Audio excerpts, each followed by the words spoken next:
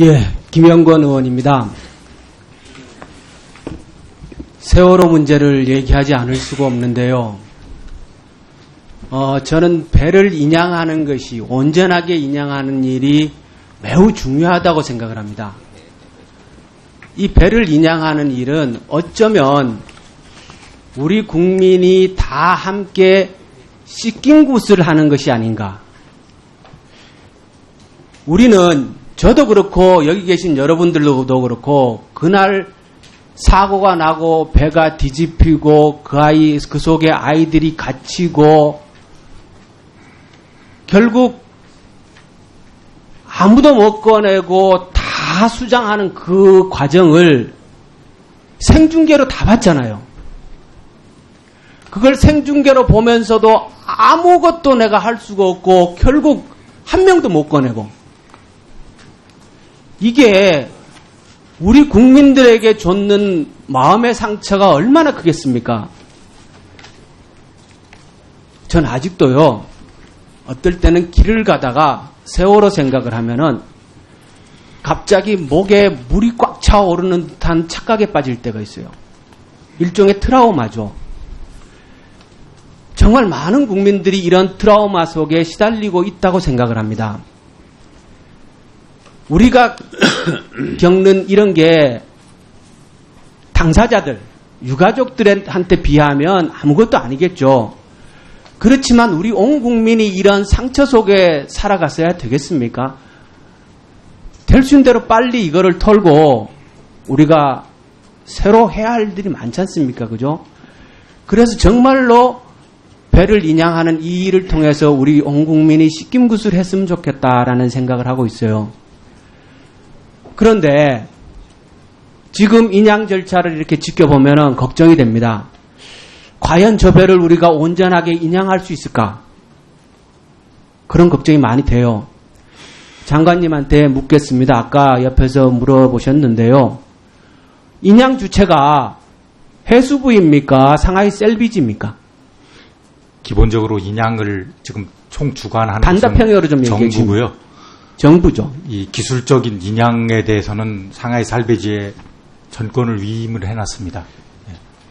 그러니까 인양이 실패하면 그 책임이 정부에게 있는 거죠. 정부가 지금 책임을 지고 하고 있습니다. 네. 그렇죠. 네. 근데 제가 이걸 왜 물어보냐 그러면요. 상하이 셀비지하고 정부하고 계약 관계가 이 성과가 발생하면 돈을 주는 방식이에요. 네. 그죠? 네. 3분할 해갖고 여기까지 하면 요만큼 주고 이렇게 나눠놨단 말이에요. 기성 형태입니다. 예. 네. 상하이 셀비지가 인양을 못하면 돈을 안 주는 방식으로 되어 있기 때문에 이 방식이 자칫 상하이 셀비지에게 많은 권한이 위임될 수밖에 없는 그런 계약관계라는 위험성을 안고 있다는 거예요. 정부가 책임을 져야 되면은 정부가 인양 과정에서 모든 일을 개입하고 관여하고 지시할 수 있는 입장이 돼야 되잖아요. 근데 성공하면 돈을 주고 성공 안 하면 돈 안 준다라는 식으로 돼 있으니까 정부도 그 얘기를 마음 놓고 못하는 거 아니에요? 위원님, 제가 그 부분에 대해서 이렇게 말씀드리겠습니다.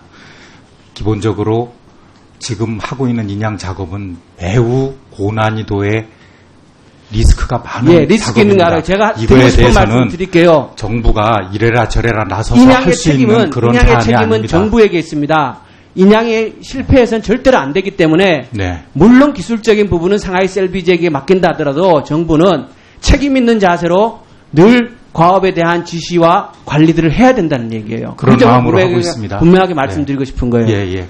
그리고 이 배가 온전하게 인양될 것인가의 염려가 또 짙어지는 이유는 현재 배에는 92개의 천공을 뚫어놨어요. 구멍을 뚫어놨다는 거죠. 그죠? 배는 이미 상당히 훼손되어 있습니다.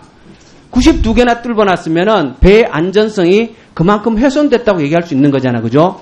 그리고 지난번에 선수 들기를 하는 과정에서 실패하면서 그 선수 쪽에 6m, 7m 정도의 두 군데나 배가 찢어졌잖아요.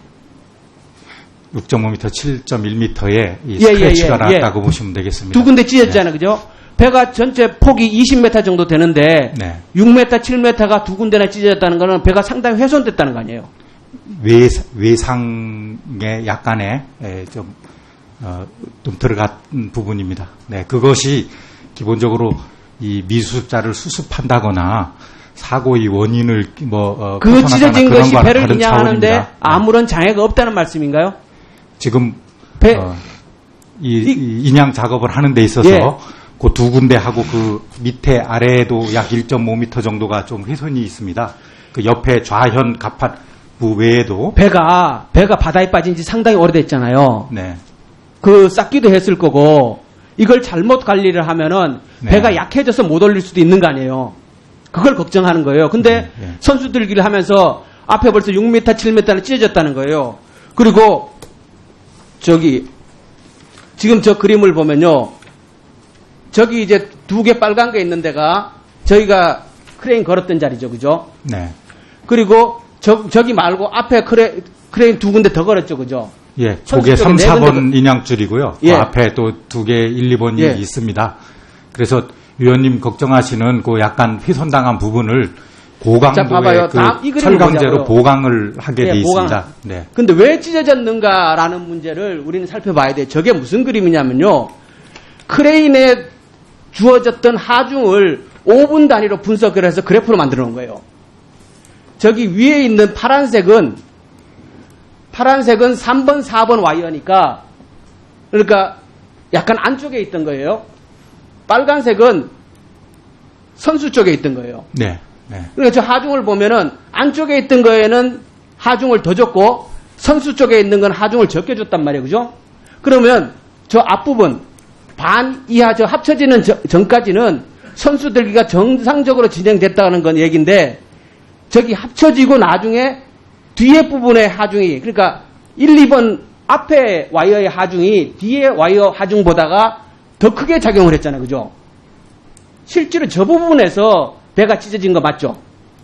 그렇게 기술적으로 이해할 수 있겠습니다. 그렇죠. 네, 당연히 크레인이 상하로 진동을 하면서 이 인양줄에 닿는 그 하중이 좀 변화가 있었죠. 당연히 배의 무게 중심 있는 쪽에 하중을 더 주고 선수 쪽엔 적게 줬어야 되는데 이걸 나중에 가면 거꾸로 준 거예요. 거꾸로 주니까 당연히 끝부분이 부러지는 듯한 현상이 나타날 거 아니에요. 그런데도 와이어가 파고드니까 배가 찢어진 거였을 거고. 근데 왜 이런 일을 한 겁니까? 이게 이렇게 하면 안 되는 거잖아요, 이게. 예. 보고 드려서 말씀드렸듯이 예, 말씀하십시오. 이 전혀 예측하지 않던 그 세계적으로 권위 있는 OWS라는 기관에서조차도 너울 그 때문에 너울은 자, 약 파고는 0.2 내지 0.5m 정도로 예측을 했는데도 불구하고 실제로 자, 무슨 당시에 말씀을 하려는지 알아요. 제가 2m 요약해서 얘기할게요. 정도의 예. 너울을 예측하지 못해서 그죠? 너울을 예측하지 못해서 저런 현상이 벌어졌다. 순간적으로 판단 착오를 해서 일찍 중단했어야 되는데 지속했다. 이 말씀이지 거잖아요. 그죠? 맞죠? 장주기파 너울이 왔고 그 상황에서 이것을 중단하는 것을 판단하기에는 좀 기술적으로 어려움이 있었습니다. 네. 저기 아까 그 그림으로 다시 가면요. 저게 5분이니까 힘이 역전돼 가지고 상당 시간이 지속된 거예요. 그거를 순간적으로 판단할 수 없었다고 얘기하기는 어렵거든요. 그리고 너울이라는 건요. 너울이 위험한 건 맞아요. 너울이는 파장이 길기 때문에 파도하고 달라서 너울이 오면은 배가 선체 자체가 흔들립니다. 네. 파도는 그렇지만 너울은 우리 그 해상에서 너울은 오는 빈도가 이미 예측이 다 돼 있어요. 6월 달에 몇 번 오고 7월 달에 몇 번 오고 8월 달에 몇 번 왔다라는 것이 너울이 오는 그 순간은 예측할 수 없지만 그 빈도는 예측돼 있단 말이에요. 저게 그 그래프란 말이에요. 너울이 6월 달에 몇 번 오고 7월 달에 몇 번 오고 하는 게 저 그림을 보면 그 시점에 너울이 올 수밖에 없도록 예측할 수 있는 시점인데 그거를 너울이 오는 거를 예측하지 못하고 진행했다라는 게 말이 됩니까? 그 부분에 대해서 죄송하게 생각합니다만은 기본적으로 세계 최고의 예측 전문가나 전문기관에서도 아니 최고의 예측 전문가라는 이러한 분들이 수혜에 대해서는 그 추정에 대한 신뢰도가 극히 낮기 때문에 지금 예측하고 지금 시즌에 올 수도 있다는 그 가정은 인정할 수 있지만 빈도수로 나와 있잖아요. 해마다 조사를 해놓은 빈도수에 맹골수도에 6월에 몇 번 너울이 오고 7월에 몇 번 너울이 오고 7월에 최고 많이 와요. 7월에 배를 꺼내겠다는 얘기는 말이 안 되는 얘기예요. 지금 들으면 8월에 빈도수가 저기 나와 있단 말이에요. 너울이 오는 빈도수가 정확하게 나와 있는데 너울이 와서 배를 못 꺼냈다. 이 얘기를 어떻게 납득을 하란 말이에요. 위원님, 아무튼 이러한 기술적이고 전문적인 분야에 대해서 예측을 완벽하게 못해서 실수가 있고 또 지연되는 것에 대해서 죄송하게 생각합니다만은 그것이 저희들의 기술적인 한계인 점은 분명합니다. 앞으로도 이러한 유사한 상황은 계속될 수가 있습니다. 저는요, 장관님한테 실수나 죄송 이런 얘기 듣고 싶지 않아요. 저는 아까 제가 처음 말씀드렸지만 우리 전부가 환자가 되어요. 유가족들 입장을 생각을 해야 돼요. 대한민국의 미래를 위해서 우리는 씻고 넘어가야 돼요. 이 부분을 빨리 인양을 해가지고 우리가 마음의 상처를 씻어야 됩니다. 근데 그 책임을 지고 있는, 그리고 책임면 제가 참 답답합니다. 예. 위원님 네. 심정은 충분히 알겠습니다. 네. 김영관 의원님 수고하셨습니다. 다음은 이완영 의원님 질의해 주시기 바랍니다.